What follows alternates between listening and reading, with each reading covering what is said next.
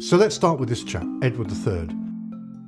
Under his reign, everything seemed comparatively rosy. Forgive the pun. And he had 5 sons, so peaceful succession was assured. But all did not quite go according to plan. Edward, the eldest son, aka the Black Prince, whilst laying siege to a French town, he caught dysentery and later died before his father. As a result, the throne passes to Edward's son, Richard, who becomes Richard II.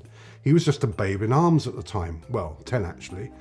But he had 3 uncles to look after him and run the country for him. And this is exactly what they did, especially the eldest of the uncles, John of Gaunt, aka the Duke of Lancaster. However, as Richard got older, the more he resented his interfering relations. I want to be my own man and make my own decisions, he began to think. Trouble was, he wasn't actually much good at making decisions. When he banished his cousin Henry, John's son, now the Duke of Lancaster, to France and confiscated lands from him, enough was enough. So whilst Richard was away in Ireland, Henry slipped back into the country from France, rallied support from the nobles and barons, imprisoned Richard on his return and took the crown for himself, becoming Henry IV. Cousin love for you. This of course set quite an important precedent. If you had enough muscle and backing and had the blood royal, then you too could claim the throne. As it happened, all went reasonably well for Henry. He didn't face any major challenges to his throne, and he even found time to build some nice buildings. Following Henry's death, we get Henry V, his son.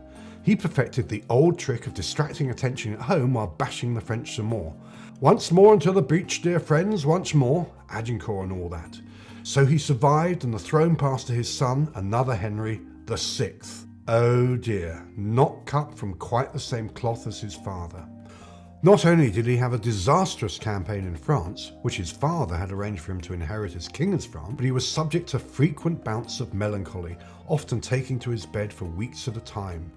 And the powerful at court soon began to lose faith in his ability to rule, and so began another power struggle. In particular, descendants from Edward III's 5th son, the Duke of York, thought that they could do a better job at running the country than Henry and his Lancastrian supporters. Eventually, the whole thing erupted in war. Both sides won victories and suffered defeats, and families and key players changed sides as the conflict continued and the balance of power shifted back and forth. Finally, in 1461, the Yorkists seized the throne and Edward IV was crowned king, deposing Henry.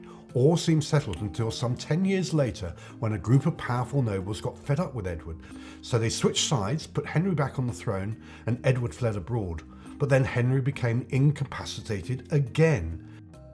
Edward returns, wins a thumping victory at Tewkesbury in 1471, and takes the throne back. But things are not quite over yet. When Edward dies in 1483, his son and heir, Edward V, is just 12 years old.